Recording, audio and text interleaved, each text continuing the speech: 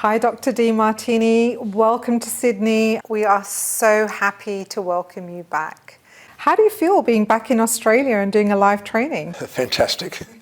It's great. I've already seen some of the people that are coming, and it's very inspiring to be back here. Oh, beautiful. And seeing Sydney again, because I've been here many times, and it's been 4.5 years since I've gotten to be here. Oh, that's beautiful. So I'm very inspired to be here. Well, you're practically Australian, so we're just going to claim you as an Australian. Well, I was married to an Australian, and I've been here since 1994, so I've been coming here regularly. Amazing.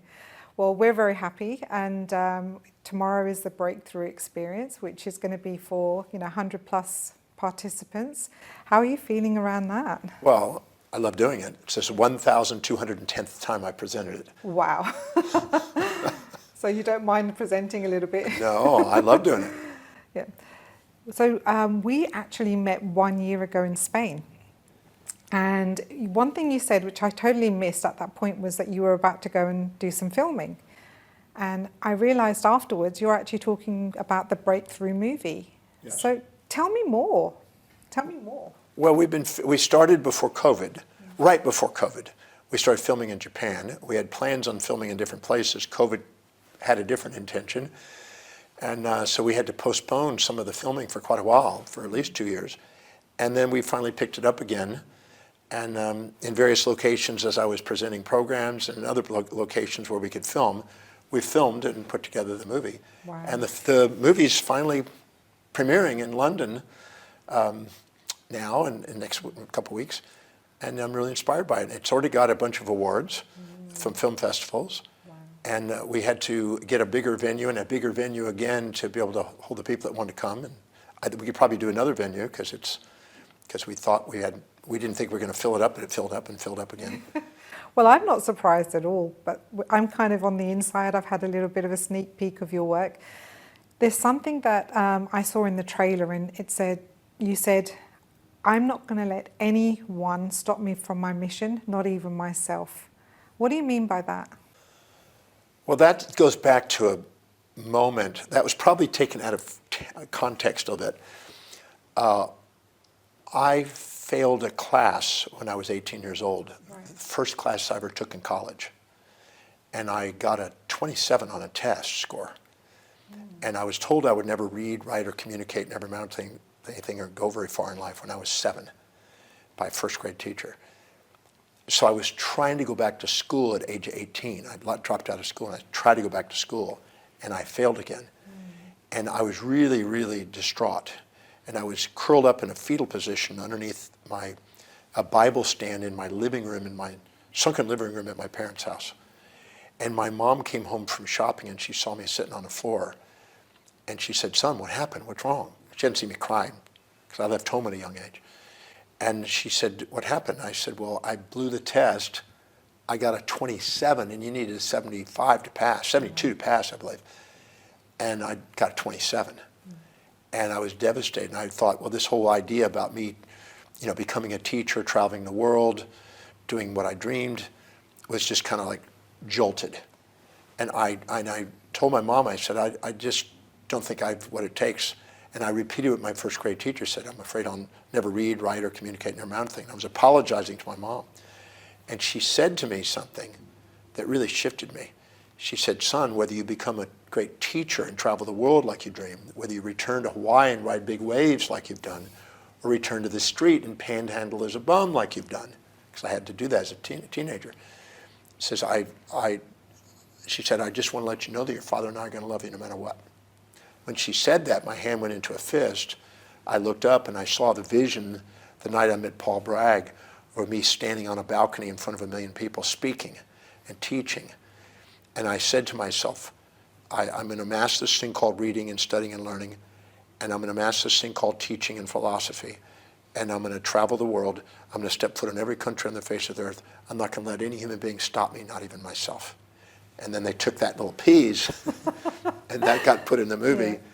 a little out of context, but it was basically a moment I was having a determination that there was nothing going to stop me from my dream now. Yeah. And that, since then, I've been pretty well on fire ever since. Yeah. I love this story, and I want to know, so if you were 17, were you 17 when this happened? When I met Paul Bragg, I Yeah. was 17. Yeah. That was 18 when I met with my Okay. mom. How old were you when you knew you wanted to travel the world, teach, research, right? 17.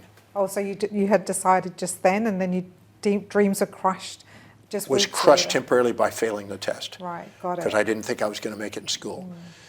Because I was trying to go back to school, because I dropped out of school. And so when I was 17 is when I met Paul Bragg. It's almost 18, but right before 18. And then months later, when I went back and, you know, I went to California and hitchhiked back to Texas, and then met with my parents. And what your mum said there, whatever you decide to do, your dad and I love you. Well, this is what you say to your participants, to your facilitators. No matter what you've done and what you haven't done, you are worthy of love. That's it. Yeah. That's the reason, I think. Yeah. That had a play in that. Yeah. Because some people never get to hear that. And some people are beating themselves up and judging themselves and trying to live up to expectations of other people and all kind of things. And the truth is, no matter what they've done or not done, they're still contributing, and they're on the journey, and we're all here to learn. And we sometimes compare ourselves to fantasies and expectations and perfections and all this other stuff that we've been indoctrinated by. Yeah. But no matter what, they're still worthy of love. Oh, so big. I really want to go down a rabbit hole, but I won't just now. This person is a coach, but they haven't been exposed to your method yet. And I really want you to speak to people or coaches that have been in personal development that haven't quite come across your work. I think this question is a really beautiful way to demonstrate the method. I meet people consciously held back from living their best lives due to childhood traumas. Some are very actively searching for a permanent cure to release them from the shackles of the past. However, the effects of the trauma keep on reappearing. Is there any way that that kind of emotional baggage can actually ever be left behind for good? Well, the answer is absolutely. And I'm going to make a statement that may not be first understood, but no matter what your mortal bodies experience, the true authentic you, sometimes called the immortal soul by theologians, can love it. So there's nothing your mortal body can experience that your immortal soul can't love. And I've been blessed to work with every imaginable thing. I mean, I could list things that would shock people, and been able to help them get to a point where they're in tears of gratitude for the experience. See, it's not what happens to us. It's our perception, decisions, and actions as a result of it that we have control over. Yeah. We only have control over perception, decision, and act. We don't control over everything else. So many people want to blame out things outside and think, well, I was traumatized. But the reality is, no, you experienced an event. You labeled that event negative without positive. You're now labeling it trauma. If you find the upsides and benefits to it, it's no longer trauma. It's only trauma when you've chosen to see only the downsides, not the upsides. And it's terrific if you see the upsides without the downsides. So I hold people accountable and make them look for the sides that they've never seen, and make them conscious of what they're unconscious of, and liberate them from the illusion that it's out there that happened to them and they're a victim of a history instead of becoming master of destiny. And we want to have these false causalities that that's the cause out there of my problems, and therefore they look for outside solutions to save them, instead of looking at what they've done in their perceptions and decisions and actions. And I show them how to transform those three things. Beautiful. And this morning, Alana, your daughter, did some training for us. And she said it in a much simpler way, so someone like I can understand. She said, an event is just an event. It's your perception and the decision you make about that event, which you will label it as either a good thing that happened to you or a bad thing that happened to you. And sometimes you label it as a bad thing because others think it's a bad thing. It's not necessarily even a bad thing to you, it's just because you're supposed to think it's a bad thing. Well, sometimes we subordinate to outside authorities.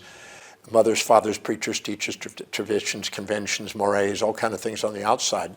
And then we think, well, because we're supposed to follow their ideas, and it may not be true. It may be just opinion that's been handed down for years and may not really been thought through.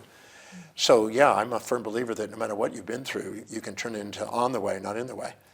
And I've seen it. I mean, like I said, if I told you some of the stories of what people have gone through and the things that they've been through, And then they come out on the other end of it and see it from a completely different perspective. And then they go, I'm grateful for that event. I'm not tortured by it. And they've been going through torture for decades sometimes, unnecessarily. And some will not be prepared to let that go if they didn't come across your work, which is also why I wanted to speak to you today, is to let people know that there is an opportunity to put that baggage down, that there is a way that can permanently transform. I used to coach for about 15 years before I met you and before I knew your work, and I felt like it was putting cream on a rash, and then the rash would come back and I would say, well, this doesn't work, you know. So when well, first of all, you have to do the work. You can't just, you know, come and say, I'm going to do the work and not really do it. But if you really do the work and you have that heart-opening experience like you've just described there, it's unbelievable. The transformation is permanent. And I never knew that such a thing existed. Yeah, many people don't, they just assume, they've been taught moral hypocrisies all their life. They've been taught, you know, be nice, don't be mean, be kind, don't be cruel, be positive, don't be negative, be happy, don't be sad, and be one-sided all the time. And they're expecting the world to be one-sided, and their life to be one-sided, and people to be one-sided. It's not real. It's a delusion. What do you mean? I'm always nice. Well, we know that's not true, not because of you, but because human beings. Yeah, I know. You know, I'm not a nice person. I'm not a mean person. I'm a human being, an individual human being, that if you support my values, I'm nice as a pussycat. You challenge my values, I can be mean as a tiger. And if I can't love both sides of myself, and I'm trying to get rid of half of myself and trying to be an ideal fantasy side, I'm not going to appreciate my life. Talking about that now, after doing your work for a few years, when I hear someone saying, oh, I've met this person and he's always nice to me and he's so sweet. And your BS meter goes off. And then I'm like, oh, just wait for the other side to drop, because that's where the fantasy breaks and many people just don't want to be in that relationship anymore. Yeah. However, don't you think it'd be wiser if people walked in looking for both sides? Yes. Can I share a story? Yeah, sure. So I'm in San Diego, and this is many years ago. And I got asked to speak to a group of 400 women that were in Mary Kay Cosmetics. Oh. So I was the only guy there, 400 beautiful women, you know, with the pink Cadillacs and stuff. And afterwards, the lady, Mrs. Peterson, said, Dr. Demartini will be here tomorrow to do consults if anybody wants a consult. Well, like 21 people signed up for a consult. It was an all-day and nighter. And I was like, whoa, I wasn't expecting that. And so what's interesting is, this young woman comes early in the morning and she says, Dr. Demartini, I have a man that I really, really love. And I would just like to have your opinion on whether or not I should marry him. And I thought to myself, if she's having to ask, she's not so certain. There's some intuition whispering inside her. So I had her come to me and I said, okay, here's what I want you to do. I want you to go over and make a list of everything you like about this man. An exhaustive list of everything you admire and like about this man, and to go as far as you can go with it, and when you're done, come back to me, and I'll see another client between now and then. So she goes over there and she writes, I think, 78 things she admires about this guy. She comes back, and I said, all right, now I want you to go over there and write 78 things that you despise and dislike about this guy. I couldn't do that. I don't know that many. I said, don't stop till you got 78. Look deep. And don't overlook, and go deep to find out what you're overlooking, because right now it's there, but you're blind to it. Go write them down. So about 2 hours later, she comes back. She says, I finally got him. I said, how are you feeling about the guy? She says, I still feel love for him. I said, great. You're more prepared for the real individual now. Now what I want you to do is go over there again, and I want you to find out where you have every one of those behaviors inside yourself. The 78 that she liked, the 78 that she didn't like. Every one of those things, you have to find out where you do that until you see it as equal to him. You know what I do? I hold him accountable. Yeah. So she was gone for 4 hours. Wow. She thought she was going to do a 1-hour consult with me. And I kept pushing her out on this thing. She comes back, she had her makeup all running, she had tears, she had all this stuff. And I said, now how are you feeling now? She goes, I still love him. I said, you were afraid to look at the downsides. There must be a motive. And she said, I think I discovered it. And I said, what? She said, my mom and dad fought a lot. I said, they're still together though, aren't they? She goes, they are, but they fought a lot. I said, and you didn't want to do that. You want to make sure you never want to look at a negative thing, and you only want to look at the positive thing. She says, that would have destroyed your marriage. Because you would have repressed, and exploded. And then all of a sudden, he would have lived under a fantasy of who you were, and you had a fantasy of him. Better to know everything about the positives and negatives beforehand. And if you still have love for both of them and embrace them for both, you're more likely to love the person. Oh, there you go. Marriage success formula from Dr. Demartini. So I said, when you're now able to do that, when you come back, I said, you had a lot of tears, didn't you? She said, my makeup's been fixed 3 or 4 times. I said, right now, do you even have to ask me whether you want to marry him? She goes, no. I said, that's what you came for, isn't it? You came here because you wanted to know. But if I would have told you to marry him and you would have been blind, you would have been upset and you would have blamed me for marrying him. I'm not interested in taking on a scapegoat. Yeah. So I made you inside know, because you're able to love both sides of him. You want to be loved for all of you. She goes, that's true. Both sides. And you're nice and mean and kind and cruel and positive and negative. And she goes, yeah. But I was thinking I could make it, I wouldn't have to be that way if I didn't focus on it. I said, no, it's not how it works. It's going to come to the surface. So you're now more prepared and more likely. So I wanted you to make your own decision. The idea that you're asking me meant that you were intuitively knowing there was something that wasn't complete in your awareness of this guy. Yeah. So I made you do it, and you got it. And she goes, yeah, that was more than I expected. I got more out of that, and that can help me in many ways. I said, you're able to love him now for the whole, not per part. Beautiful. Now, I do know that there's a story that you go to dates with your downsides to show a potential date or a potential girlfriend that there's 2 sides of you. Is this true? Yes. Yeah, I tried to do that on the first date. Because sometimes men or women, particularly women, I've seen, but I think men do it in a different way. But they sometimes have a fantasy who this person's going to be, who this individual they think is going to be. And they have this fantasy of what it is. And then they try to get that person to be that way. And they're having an affair with that fantasy instead of loving the individual for both sides. And so I've taken everything that a woman has ever said to me that I've ever dated, all the stuff that they are upset about, and I just go ahead and keep an ongoing list. So this is what you're going to get. At least this is what the women say. And so I'm going to go by what the women say that they feel that I'm doing, because I'm sometimes blind to some of my own behaviors. But I already know I've got things that you're going to like and dislike. But I'm just going to give you theirs. That doesn't mean that that's the way you're going to interpret it. Yeah. It just means that if you can handle that and know that's coming, then I'm probably less likely to be put on a pedestal, put in a pit, and punished and rewarded and castrated for not being who you fantasize I'm going to be. Yeah, so we just get it out of the way. And if that doesn't work for you, that's fine. Let's just have a fun dinner, and you can bail out easy before you get too deep in this thing. Oh, I love it. Because I remember when we were you showed me around the world, and it was such a beautiful day, and I noticed that everyone was so nice with you, and you were so nice with all the staff there. And I made a comment like, hey, John, I didn't realize how loving you are toward people. And you said, you do realize I murder cats at night, right? Yeah, I was joking about that. I don't really kill cats. There's no cats on the world. But if all of a sudden they say, we're somehow the internet's down, my tiger comes out because I can't do my talks on the internet without the internet. You can't do your so work, I'm nice as a pussycat, I'm mean as a tiger if the internet goes out. But I usually pick up on the IT guy. The rest of the people are pretty amazing, so I have no reason to be upset with them. I wanted to share with you my experience of coming to the breakthrough. It was during May of 2020, and I'd heard of your work before, but I hadn't had the opportunity to come because being a single mum, I didn't have the resources, and I also didn't have anyone to look after my child.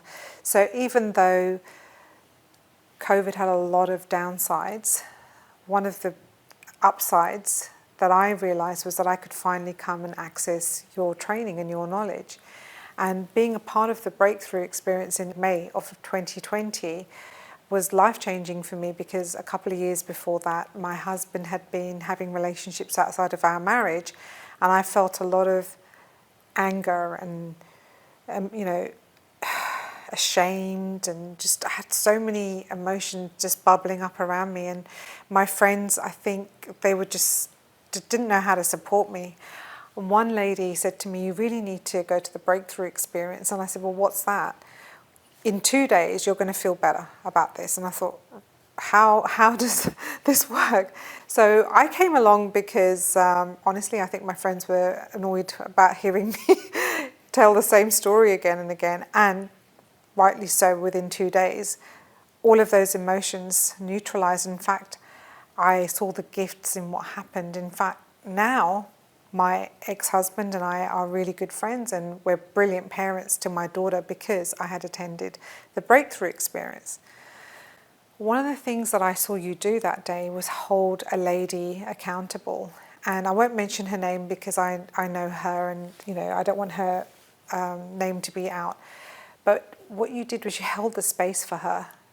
She could not see the other side of the story. And you said, my certainty outweighs your uncertainty.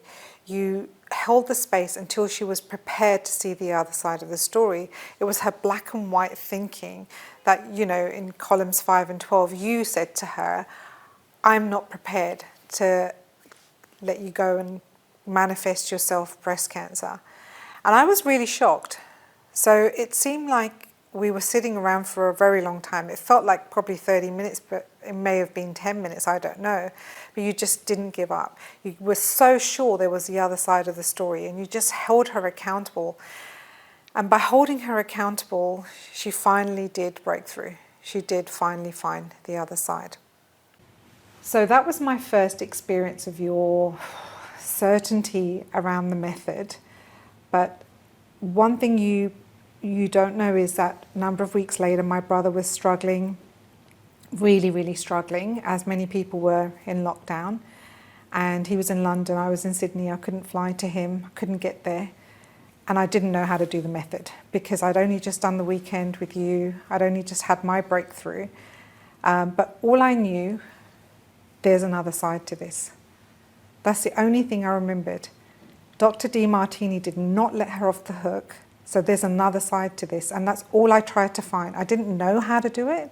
I wasn't very sophisticated at that time, so I'm still learning. I'm not really that sophisticated, but all I knew was that I borrowed your certainty, and I just didn't let him off the hook until he found the other side.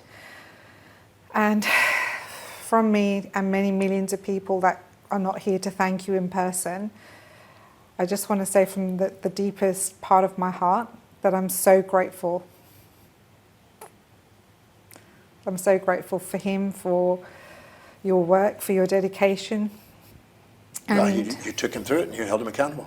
yeah, well, I didn't know what I was doing. Well, So you cared enough yeah. to risk rejection for the sake of getting a result for somebody.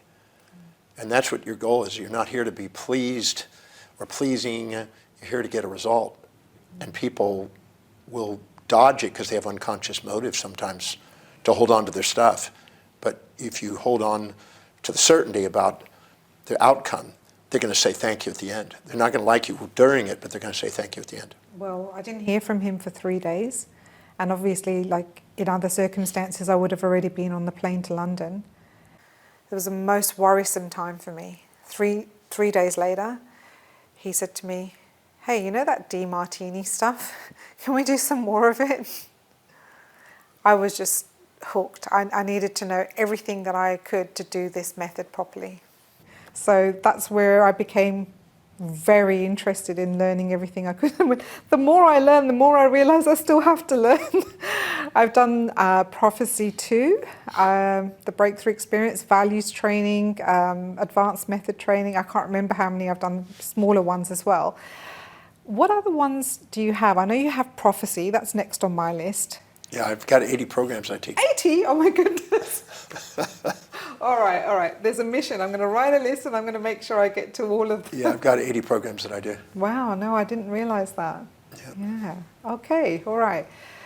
Well, the one that I'm really interested in is Imperience. So, yeah, I don't know if this is the right place to open that can of worms, but I think I've heard it's very interesting. Well, Imperience comes from the imperial abode in Dante's writing.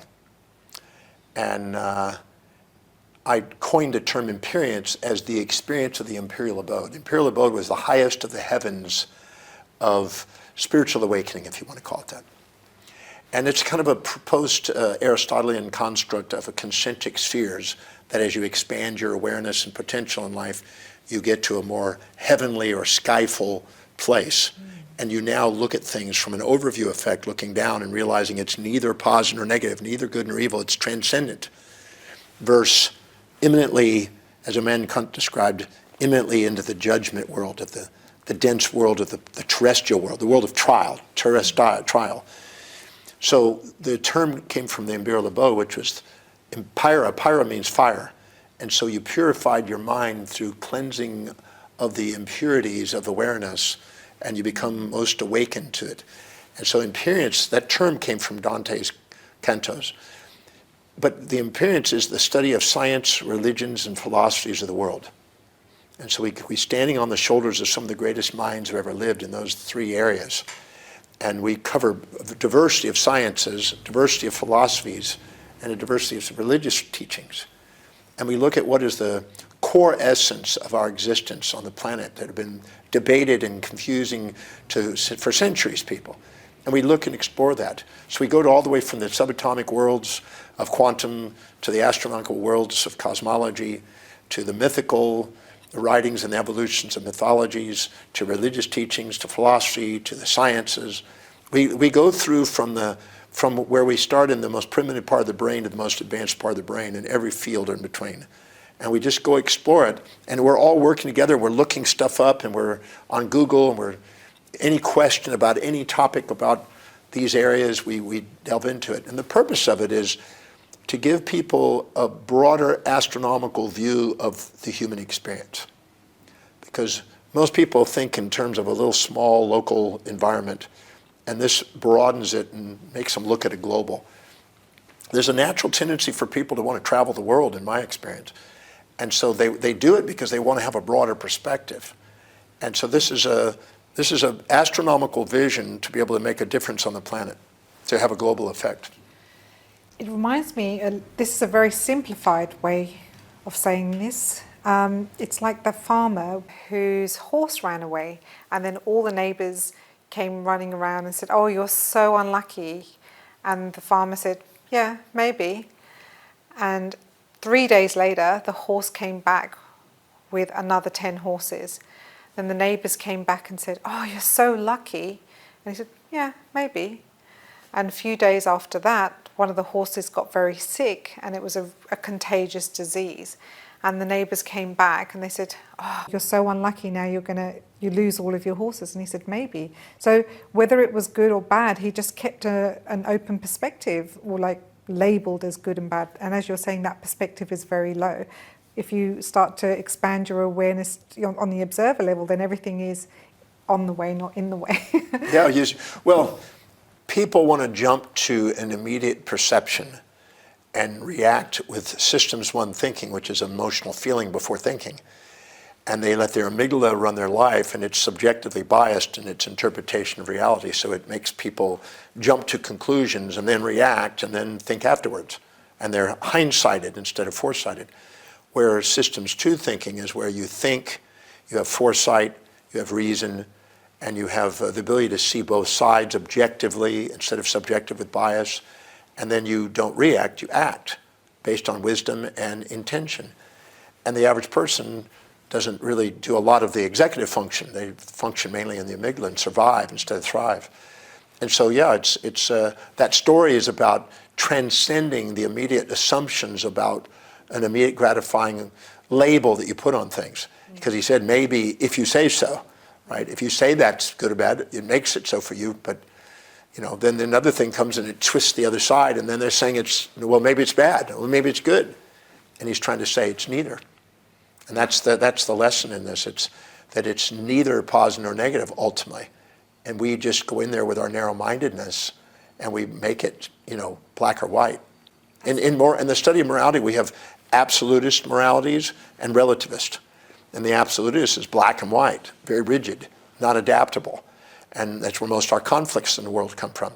And then the relativists are more universal. And science says that there's no definability to the moral structures because around the world there's opposite morals. So we go around and we put these artificial labels on things and label it good or evil, and then we judge people instead of honoring that each individual has both sides. I'm not a nice person. I'm not a mean person. I'm an individual with both sides. So don't label me one or the other unless you want to narrow your perspective on and only see me under one side. And it serves people sometimes to only see you in one way, but you're not really prepared for them to do that. So I've seen you many times. I just said, somebody says, well, you're so driven and everything else, and I said, except when it comes to IT and cooking, and you only see me, driving. You know, I don't drive. I'm driven in 34 years, and I haven't cooked since I was 24. I delegate everything. Anything that that has to be motivated for me to do it, that I have to be motivated in any way, I delegate. Yeah. And that's a bit of a chicken before the egg situation, because I remember you, one of your courses, you said if it's something that doesn't inspire you, delegate it. And somebody said, well, I don't have the money to delegate it. And you said, well, if you delegate it, you have more time to make the money that you want. People say, well, you're independently wealthy, and so you have the ability to do that. Yeah. And I said, no, I became independently wealthy because I did it. Yeah, exactly. And that's what people don't get. Yeah. I became independently wealthy because I targeted my core competence and I focused on it and mastering that. And I delegate other things to other people who love doing it, who are masters at that, and we all win out of that. Yeah, amazing. I realized since I've been putting the Demartini method into practice the last 5 years, and especially more so in the last year, that the Demartini method is really a very powerful tool for self-love. And I also realized the more and more you work on that, the more you're out of the amygdala, you're more into the executive function. And it can actually ripple effect into all areas of your life. The reason I was interested in it was to make more money in my business. You know, being a single mom, I was left without money, and I thought, well, I have all this knowledge, let's serve people and let's see if we can make money out of it. And the more and more I did the method, the more I released those kinds of blocks as well. I mean, what's your opinion around that, around self-love and 7 areas of life? Well, if you look at the mind and maximizing mental potential and awareness, if you're in your amygdala, it's shut down. The highest areas of creativity and genius in the brain are shut down under extreme fear base. So if you're highly infatuated with somebody, you're like an idiot. If you're highly resentful, you act like an idiot. Literally, an id. Freud's id is like the impulses and instincts of the amygdala. And the true ego is the reasoning power of the human being. So if you can bring your mind back into balance and take those emotions and calm them down and center themselves, you maximize mental function. If you're in business, and if you're exaggerating yourself and looking down on somebody and resenting somebody, and you're projecting your values onto them and expecting them to live in your values, well, if you do that to the customer and to the employees, they're not going to want to do business with you, and they're not going to want to work with you, because it's an autocrat, and they're basically going to create a union and counterbalance you to bring it back into balance. And if you minimize yourself, you'll sacrifice your potential profits, and you'll basically have anarchy in your business. So nature forces you to get those back in equilibrium, and where you have equanimity within yourself, balanced mind, and balance between you and other people. So you have sustainable fair exchange. So in business, balancing out the mind, doing the method, helps you maximize business potential. It helps you maximize mental potential.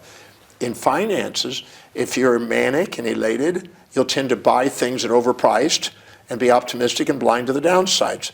And you'll overborrow other people's money on margin accounts and go and expend on things that are overvalued, and you'll eventually get humbled by it. Or you'll be at the bottom and you'll be altruistically selling it to other people. And you don't manage money. That's why Warren Buffett says, until you can manage your emotions, don't expect to manage money. In your relationship, if you're cocky, your spouse is going to nail you and castrate you. If you're humble, she's not going to appreciate and respect you. But if you go into equilibrium, you have a banter. And a banter is respected where you can say yes and no. When you're an underdog, you're afraid to say negative things. When you're an overdog, you're afraid to say positive things. When you're a loving person that's balanced, you say both positive and negative things is what you need to have respect. In social leadership, you're not going to be a leader if you're not living authentically according to what you value most and engaging other people to do something to participate in their skills and their area of expertise. You're not going to be a leader, and they're not going to see you as charismatic if you can't help them fulfill what they value. In your health, if you have sympathetic dominance, when you resent somebody, you get sympathetic. If you're infatuated with somebody, you get parasympathetic. And if you do, you have autonomic imbalances and you get illness and epigenetic symptoms. But if you bring those into balance, you get resilience, adaptability, and heart rate variability that balances, maximizing physical potential. And spiritually, when you have perfect equanimity, you have your most inspired state. So all areas of life are empowered by doing the method or bring yourself back into authenticity. Well, I realized this from personal experience last year, where I kept on feeling that I wasn't being supported. Now, I know that you say if you have too much support, you get soft. And if you get too much challenge, you know, the opposite. So you're obviously out of balance, and it's wise to do the method to get in there, in that equilibrium state. Now, I had an experience of this last year, and I realized it was all a story. Oh my goodness. I was fixated on a story. Yeah, when you're accountable to see both sides, the story changes. But the story, honestly, letting go of it, I thought I was going to die. I thought, who am I without this story? Who am I without this, I guess, pride or ego that was keeping me stuck in this story? It really felt like a death. Now, not even an identity death. Persona death. Yeah. Yeah. Yeah, I have people in Breakthrough every week. They come in and I say, pick somebody that you resent the most, dislike the most. They go, yeah, I got somebody. Those terrible people, right? And at the end, I say, all right, how many of you can see that the story you came in with is not the story you're leaving? And all the hands go up. I said, how many of you right now have love for this person that you thought you resented? And the hands go up. And I said, can you see that the quality of your life is based on the quality of the questions you ask? If you ask questions that hold you accountable to balance your perceptions, you can take something you're judging and turn it into something you can love. And they go, yeah. And I said, can you see the story you came in with is a lie? And they go, yep. So can you acknowledge you're a liar? You lied to yourself about what was happening in your life. Yeah. For some people, and look, I'm guilty too, because this, like I said last year, I was so sure this story was so true. And I even campaigned for other people to start seeing it on my side. I know I'm laughing Pity now. wants a party. Yeah, the pity wants a party. I was looking for the party, and I was looking for everyone to be on my side and say, see, I told you. And I've also had that happen to me, where people have decided that I'm, not a nice person for whatever reason, and had that campaign against me too. And now I realize it's you're creating a lot of suffering, and especially when it's the extremes of, getting people to come to your pity party. Is that no, that's not a 6 and 13, that's a 5 and 12 as well, isn't it? Because that can actually cause disease and illness in your body. Well, illness is an imbalanced ratio of perceptions. That's what illness stems from, most of it. We have stress, and there's two types of stress, only two types. The perception of loss of something you seek, or the perception of gain of something you try to avoid. The things you seek activate the parasympathetic nervous system and the acetyl epigenetic pathway, and the thing you try to avoid, the resentment, activates the sympathetic and the methyl epigenetics. So each of those are what's causing the symptoms in our body, because every cell is responsive to the transmitters that come from the autonomics. And we balance out that perception, we balance out the autonomics, we balance out the epigenetics, and we bring back wellness again. And so our wellness quotient is how well can we see both sides of life synchronously. But you do realize my story was right, yeah? Well, everybody thinks that when they come in. I know. But nobody believes it when they walk out. They go, wow, was I deluded? I was so grateful because I had a lot of your facilitators working with me this year and last year, which has also helped me become a lot better in my delivery of the method. But they held me accountable, and one of the things they repeatedly said to me was, stop the story, stop the story. And I didn't understand that. I mean, I'd heard you say it. I heard you just talk over people and say, look, I'm not interested in the story. But it's truly the stories that keep us stuck. Yep. It's the stories that keep us stuck. And they're not true. Yeah. Yeah, I have people run the story all the time. Except for my one. And the thing is they're used to paying somebody to listen to their friggin' story, which keeps them myelinating and dramatizing the story until it becomes real in their mind. And the story is not true. The event of what the individual did, see, I hold people accountable. What exactly is this individual's actions? Because it's not the same as their interpretation sometimes. So I want to know what the actions are, and not what you elaborated and made them into. And then how do those actions serve you? Because every action has some sort of service, or it would have gone extinct. We wouldn't be having it on the planet. If a behavior didn't serve human beings, it would have gone extinct. So all these behaviors serve. The question is how do they serve? And that's the lesson. And it's not new. I mean, the Old Testament, which is, at least 2,000 to 3,000 years old, said there's a time for sowing and a time for reaping, a time for peace, a time for war, a time for, organizing and disorganizing, and build and destroy. There's pairs of opposites. That's been known. It's known in the Taoist tradition. It's known in the Buddhist tradition. It's known in the Egyptian, in the study of Tum, the two lions. These are ancient knowledge, but for some reason we don't pay attention to wisdom. We want immediate gratification. And it's immediate gratification that costs people their lives. It's the long-term willingness to gain wisdom over time that builds it. That's why love and wisdom, my two cufflinks. Oh, wow. Wisdom. Beautiful. You see it? Yeah. And love. Oh, wow. The love of wisdom and the wisdom of love. That's beautiful. I know you also sign off your messages, love and wisdom, Love and wisdom. too. Yeah. That goes back to when I was 14. Wow.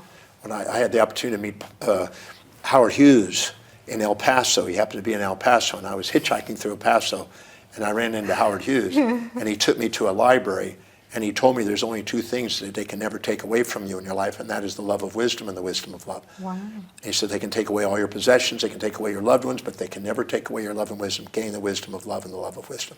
Wow. That's beautiful. I've never heard that one before. I have a few other questions around the method, but I'll come back to that. I have something that I'm very curious about, and I'd love to know your opinion on this. There are some beautiful coaches that are healers that will, never go out and serve people because they let their fears hold them back. And I've been working with these coaches to try and get them out there. We use the method. But in your opinion, what's the real difference between someone who will go out there and serve, and because you also know people that are brilliant and have never gone out and actually got paying clients and served, in your opinion? Well, some people don't have the value to do it clinically. They have a value on learning it. So some people just have a value on learning. They didn't really intend to be commercializing it. Okay. Others they just want to learn the content. I see that probably 10%. Okay. Then you have others that are so focused on themselves and not on the customer or the client that they're worried about what people think, and they let the fear of not knowing, the fear of failure, the fear of losing money, the fear of being rejected or not appreciated, or the fear of not being smart enough, intelligent enough, or healthy enough, or they don't look right. They let something outside be their focus, and their cause to serve people is not greater than their fear. And so they're not going to do it. Unless they see more advantages and disadvantages, they're not going to do it. That's the last group that you just explained are the majority of the coaches that come to me with this problem. And I heard you once say, a man with a mission has no competition. To have something that you're doing that's bigger than you, bigger than your fears, bigger than other people looking at you, rejecting you or judging you or whatever. But do you have anything else to add to that? Well, when you're doing it, see, if you're going to share something you're not certain about, you're going into pride and you're trying to be somebody you're not. If you're sharing something you're certain about, you're just sharing. If you're trying to impress somebody and worry it's about you, then you're going to hold yourself back.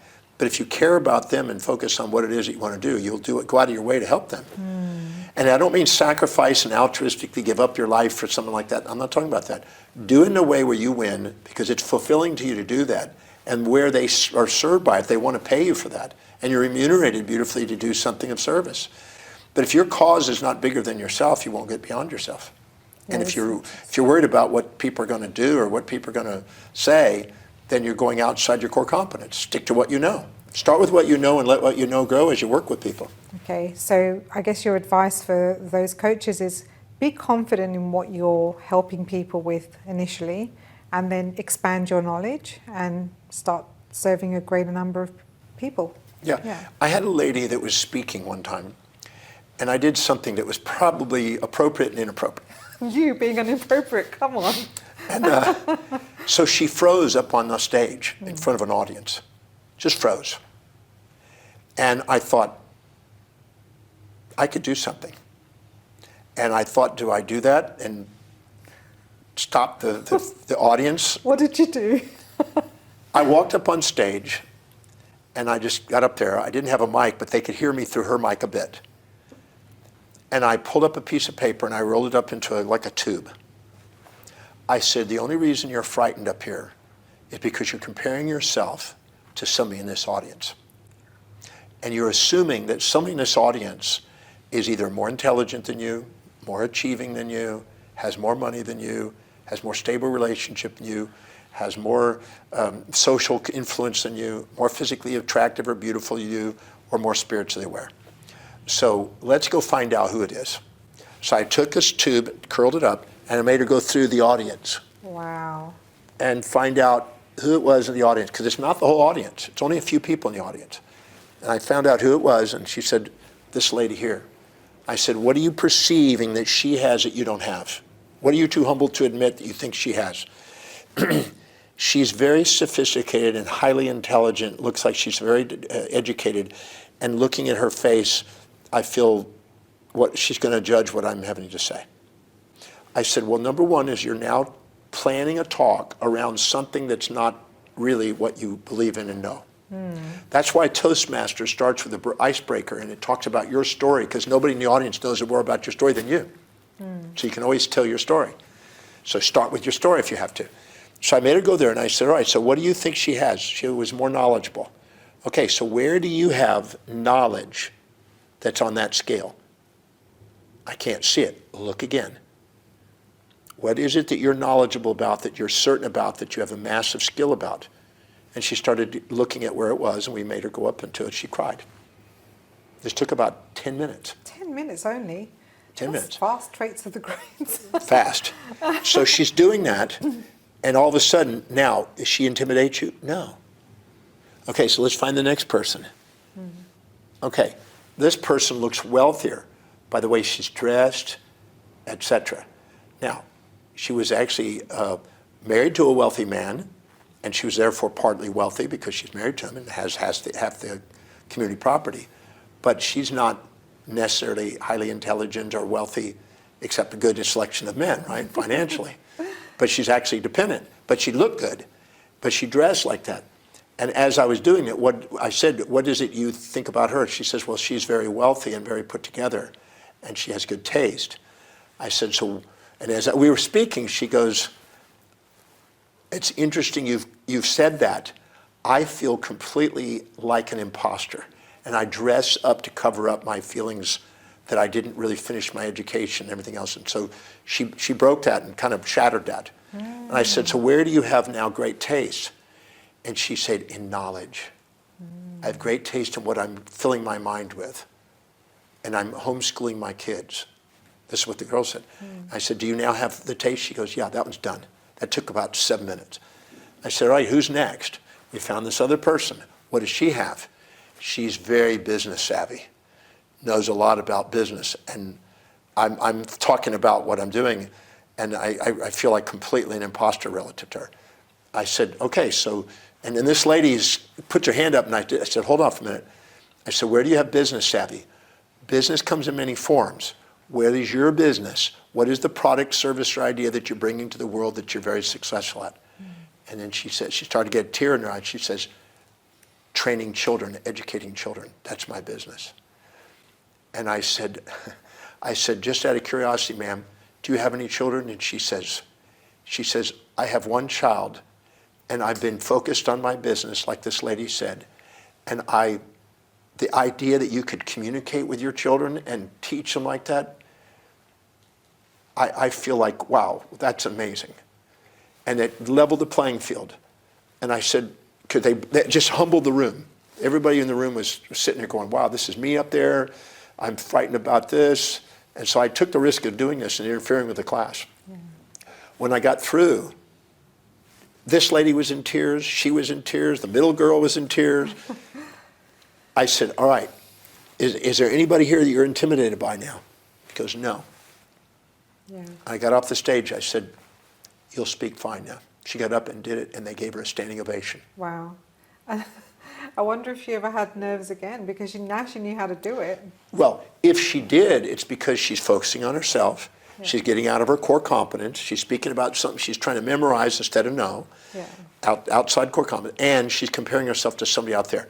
By the law of contrast, anytime we compare ourselves to other people, we're going to either exaggerate or minimize ourselves instead of be ourselves. And anytime we're imposter, our certainty and our confidence goes down because we know we're lying to ourselves about who we are.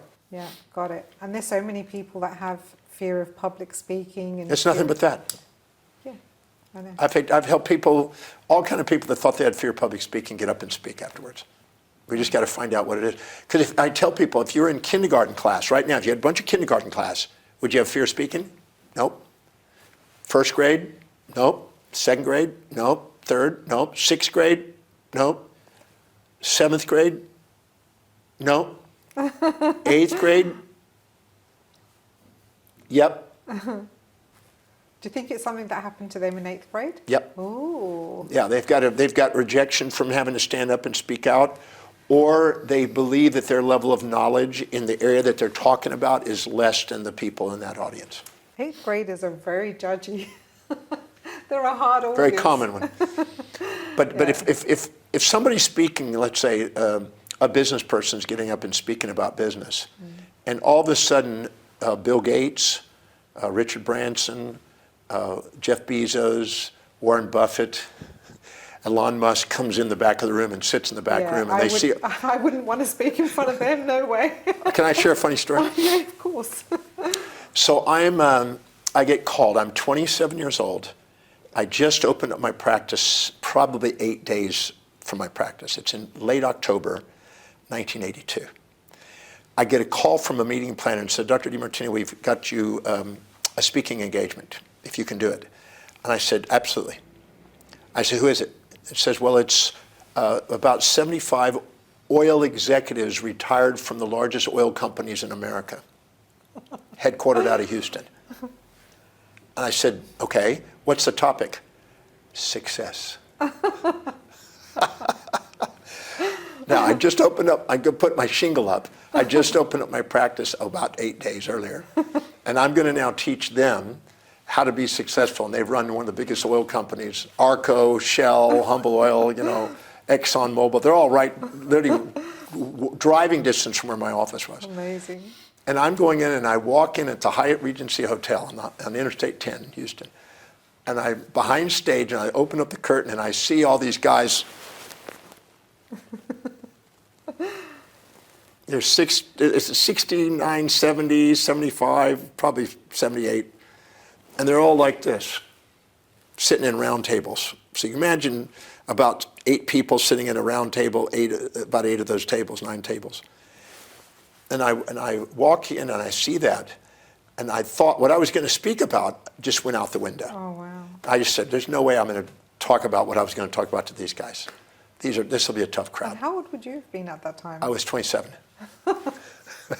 So they saw you come out like this little boy. Yeah, I had this little mustache. And I had my hair, it was kind of spiked a bit. It was really funny. So I'm getting up there and I'm about to teach them about success. And they run, 30,000 employee companies and stuff like that. I'm hiring my first assistant. It's really irony.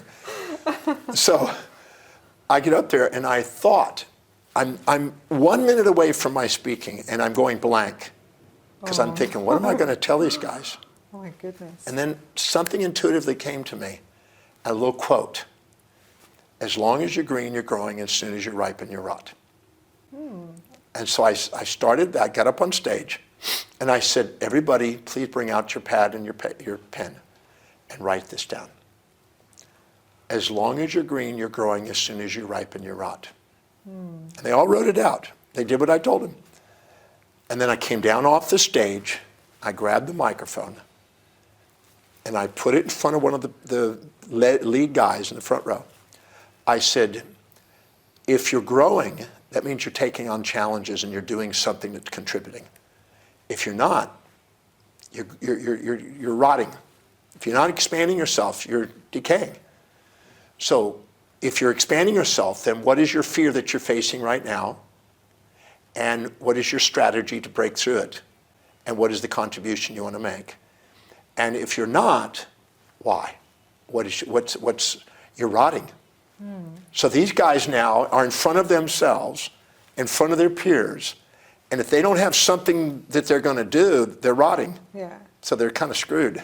And probably at that age, they're not really taking too many risks either. So you've just called them out on that. I called them out. Yeah. So I went on there. So what exactly is it you're doing? Now, if they say, well, I'm not doing anything, they're going to be humiliated by the group. If I'm doing something, I got to admit my fear. Yeah. So I took my fear and I passed it over to them. And I went to everybody in that room and made them all accountable to do that. And at the end, I never did a speech. I just asked a bunch of the same questions, reported 72 times. At the end, they gave me a standing ovation, and they said it was the best speech they've ever been to. And so the breakthrough experience was born. And I never did a speech. But I realized that the greatest fear that people have is the fear of public speaking in front of their peers. It's not the fear of failing, it's the fear of others seeing you fail. Yeah, and so I put them into their fear and made them humbled. And they loved it at the end because everybody was saying, okay, Henry, come on, tell us what you're working on. Oh, come on, what's your fear now? And they're all peeking on each other because they knew each other because they were all famous guys. And it was really quite funny to watch. Did you learn anything that day? Yeah, I learned that no matter what happens, I can always do that. Classic. I do have a question which is a little bit personal. When you're growing, like when you have been growing from success to success, strength to strength to strength, you're also going to attract the lovers and the haters, right? Well, I don't like to call them the lovers. The admirers and the despisers. Okay. And that together make up love. Yeah. Yeah. But I would say that I got people that like me and dislike me, absolutely. Yeah. And do you have advice for somebody who might be growing this fear of influence, who, you know, like myself, I was really struggling. I certainly did realize that if I love the admirers, then what did you call them, despisers or dislikers? They're going to hurt. Yeah. The addiction to success breeds the fear of failure. The addiction to being liked brings the fear of dislike. So understanding that, I neutralized the need for admiration. However, it was still did sting. So maybe I had to do more of that. You haven't done enough of this. Yeah. Because when you actually stack up the benefits of being rejected and the drawbacks of being admired and really neutralize them till they're both in tears, it gives you freedom. Because you can't be yourself. There's no way you can be anything but an imposter until you do that. Yeah. And I realized that the challenges actually, for me, had the bigger gifts because it enabled me to grow. And I didn't realize that the challenges were an act of love as well. I spoke to the objectivist group, Ian Rand's group that was in Houston one time. And that was the toughest group. The objectiveness group? Objectivists. Oh, okay. Objectivist. What's that? Well, Ian Rand put together this very intelligent woman put this group together. It's kind of culture of people that were called objectivist. And they basically would challenge anything you said. Okay. And about the only thing that they agreed on is I exist, therefore I am, therefore I exist kind of thing. Okay. It stopped there. After that, everything else was BS. So I was using language, and right in the middle of my speech, they'd stop me, explain that, and it shattered everything I said. It was the most challenging presentation I had ever done. And I realized at the end how little I really knew about a lot of stuff. And I thought I knew. Well, I was shocked and like going, what a group, what a critical group. And they were actually brilliant. And what happened is I went back that night, and I think I didn't sleep that night. I was preoccupied by the rejection, and I went into the dictionary and the encyclopedia. There was no online back then. And I took everything they said, and I went and dug into it, and I made sure I knew what was solid and what I wasn't certain about, and I cleaned up a whole lot of stuff that I wasn't as clear about, or as confident as I was, and I went back. They must have been welcoming. Well, they liked it. I was devastated. Right. But I went back, and I asked if I could do another presentation, and they said, sure. They actually were being critical, but they were not really critical, because they got some insights out of it. So I basically went back there, and now I was prepared, and I told them that I wanted to thank them because I went back and spent the entire night proving and disproving things that they questioned to make sure that what I said was solid. And that was very valuable. And that allowed me to have more confidence. So it's the challengers. You know, if people support you and you don't have a skeptic and all you got is a bunch of gullible people in there, you don't really grow because you just start believing your own bullshit. But if you go in there and actually find out where they challenge you and you make you go and do your homework and make sure that it's solid and it's referenced and it's quality, not necessarily referenced, but reasonable, then you can stand your ground. Yeah, I learned that from you because you cite where the reference and then you cross-check them. So you don't just take one source. Get them on. I said, let's go on Google. Let's find it. Let's look it up. But you don't even trust Google sometimes.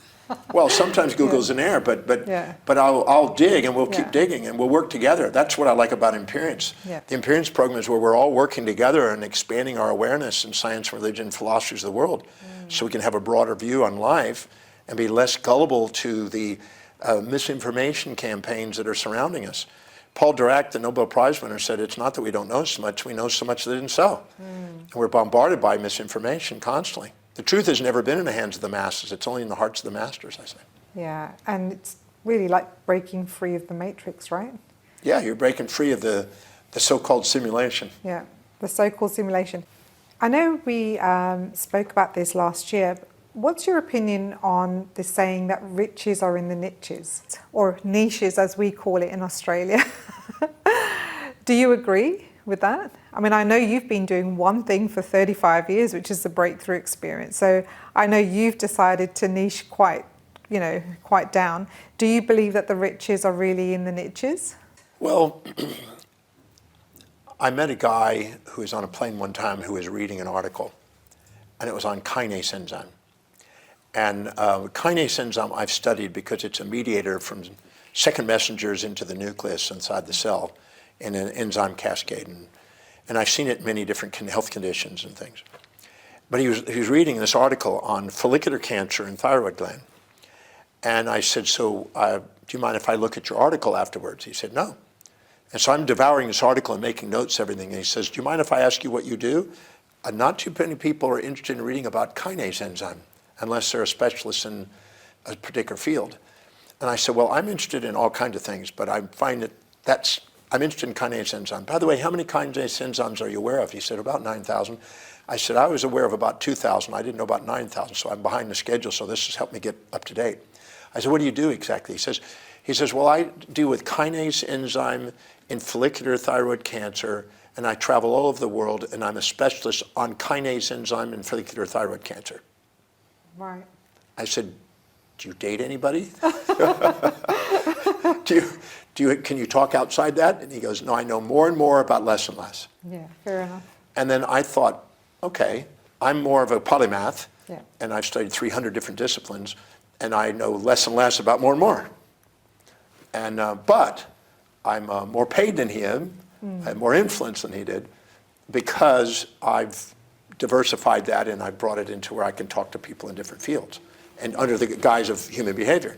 Yeah. Now, generally speaking, that's a wise thing to do from an economic perspective, to get a specialist and to be known for that specialty, because it's easier to market to your specialty. And there's people know where to go and it's clear and they know what they're going to get. In my case, I'm more rare. I think there's not everybody that's as general as I am and as broad and wide as I am in what I do. But there are people that do that. So I can't say that finding your niche is always the answer, because they always told me that. And my niche was human behavior, but it went all over the place. I'm speaking in oncology classes, I'm speaking in business and physics departments, and I'm all over the place. But I still do well with it. So some people are unique in the sense, like myself. I think it's fewer that are more like that, polymaths. Because all my heroes have been polymaths. All the people that I've studied and that have done massive impact on the world have been polymathic. Sir Isaac Newton was polymathic, and Da Vinci was polymathic. And the list of polymaths, you go look them up, you'll see all of them had major impact on the world. They were my heroes. My heroes weren't the specialist in one little area. So I guess what would be your advice on a new coach that probably was more of a generalist? Do you think they would probably need to niche down? It depends. If they have the confidence and if you study 10 times harder, you can do 10 fields. Yeah. If you're not willing to do it, then it would probably be wiser to stick to the one field and know it really well. I guess I'm really talking about the people that are working in a 9-to-5 uninspired job outside of their value system with the golden handcuffs on that say, "Oh, I'd like to try this coaching thing," and then just come in as a generalist. Well, if in that case, if they're just now going to start to do coaching, I would probably find a niche. Start with one niche, master the niche, and then broaden it. Because you've run the breakthrough experience for 35 years, and the way I see it is that your niche really is whatever you've done, whatever you haven't done, you're worthy of love. So come here, and all of you is loved. That's what I see. Well, what I do is I help people become resourceful and help people see that no matter what's happened in their life, they can use it to their advantage to do something extraordinary. And that's the bottom line. And yeah, that people love themselves more when they do that. That's also the impact. But there's so many misinformation campaigns out there about how we're supposed to be that trap people, that I wanted to give people the ability to love themselves no matter what, so they don't have to be put in a box all day long. And you've really worked with people who are also, let's just say society would judge them as the worst scum, right? If I want to use words like rapists or pedophiles or people who, in society would be shunned and outcast, you've actually assisted these people too. Yeah. Yeah. Yeah. And I find they're human beings. Yeah. I start with the idea. I don't put a label on people. I don't put a moral box on people. I just start with the idea that there's a human being. They've done an act. Now, how do we find the upsides or downsides? Because sometimes they're put on hero, and I have to find the downsides. Sometimes in villain, I have to find the upsides to be able to level the playing field. Because people, I recently worked with a pedophile that was out of Japan. And he spent 8 years in prison, and a therapist was working with him and asked me to come in and do it. And what's interesting, and the world, I think, could benefit from this realization. He was targeting 8.5, 9-year-old prepubescent girls, right? So he was literally targeting that girl, that age. So I said, what happened to you between 8.5 and 9? Well, what happened? And he looked at the therapist, and the therapist looked at him, and then they looked at me, and he says, my mother almost killed me. And I said, what were you doing? He said, I was masturbating. So she shamed him with extreme aggression and violence, and he felt he didn't understand why. He couldn't understand it. It seemed like what he was doing was not a big deal. But she was shut down sexually. The father was over high libidoed. She was sick and tired of him looking at masturbation and looking at porn. And so she saw the son do that, and she lost all the repression she had. She depended on the husband. She couldn't get aggressive to the husband. She'd lose the husband. She'd be financially destitute. So she saw it and took out the anger she could on the son instead of the husband. Because she depended on the husband, she didn't depend on the son. So she downloaded on the son, punished him, put him almost in the hospital. And from that day on, he's in what they call a moral amnesia, and he's regressed back to this little 8.5-year-old boy. So it's the 8.5-year-old boy that's interested in this 8.5-year-old girl. He's in a body, but his mindset stayed there. And you find that sometimes these pedophiles have a lower IQ level because of the non-development, and they have an executive function that's shut down, and they're an amygdala, and they're kind of impulsive and instinctual, and they don't have self-governance. And so I instead of sitting there and labeling him this evil person, I went in there and did the method and cleared that injury that occurred when he was 8.5. And we dissolved it. And it took 3 sessions to get him to dissolve that on his mom. When he was done, he was absolutely clear. Then we went through one by one on each of the cases of the girls that he did, and we found out that some of the girls were actually meeting him to have sex with him at a young age, which shocks most people. But they were actually interested in getting the affection. And so when we looked at the whole story and we cleared that, now this is 9 months ago that I got to work with this, hasn't had any urges, any thoughts of that. Now, most people in the study of pedophilia assume that is the way they are, that's their preference, that can't be changed. Not true. There's an origin to these things. So I don't want to label this person this evil person. I just want to see that they're a human being and try to uncover why. Why are these things going on? Instead of they're right or wrong, just why? And see if there's anything we can do to navigate through and assist this individual in mastering their life. And this is a demonstration of your love. This is how you love people. And this is why I encourage anyone who hasn't done the breakthrough experience, no matter what you've done, what you haven't done, no matter what your darkest, sickest secrets are, bring them along. This man can definitely love you and help you. That articulation, because I don't know anyone else that would have taken that love and care and actually broken down why this had happened, because maybe even he wasn't consciously aware of what had caused, you know, the urges toward the eight and a half year old girls until you actually sat down and... No, he got it. He got it. He got it that day. He got it that day, but I mean, like up until then, no, he didn't probably, have any idea. Yeah. He didn't, even though he resented his mom, he didn't see the correlation. Yeah. And it was so easily correlated. And it's a very common thing. Yeah. They usually have some situation like that that's driving that.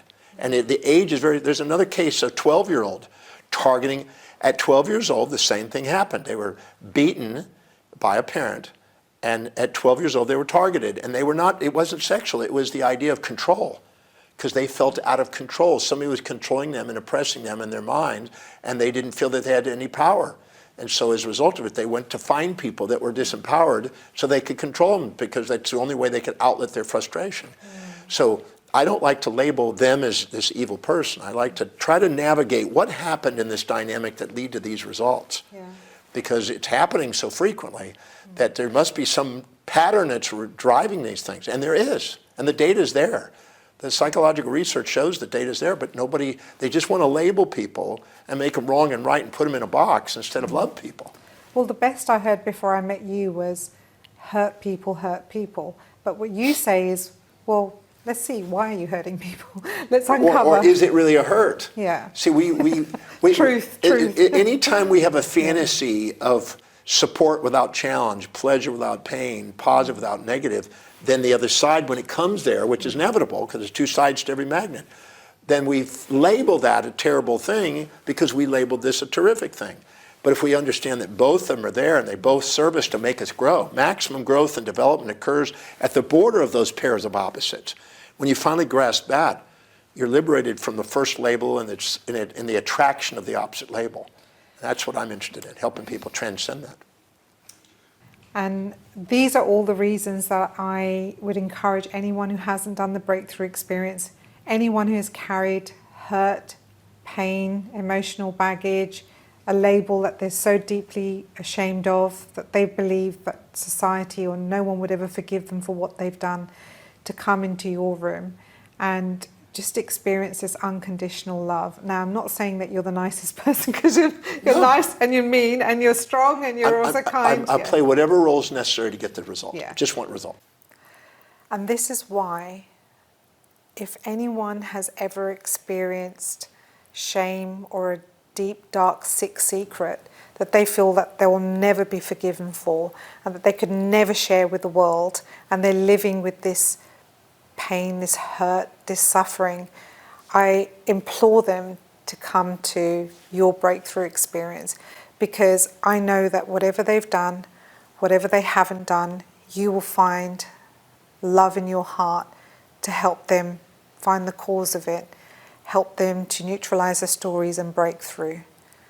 And I also wanted to say thank you again for all the millions of people that you have impacted, people who, you know, may never actually get to meet you because they've done your work through facilitators like me, and all the millions of people whose lives you've impacted. I just want to thank you from the bottom of my heart and from their hearts for your love, your dedication, your hard work. I know that you often don't sleep because your trainings are all the way through the night, all the way around the world, and your relentless pursuit of getting your knowledge out there, of helping people, you know, to break through from that pain and pleasure trap has been appreciated so much. So I just again wanted to say thank you, and thank you so much for your time today. Thank you so much. Thank you. Appreciate the interview. Thank you.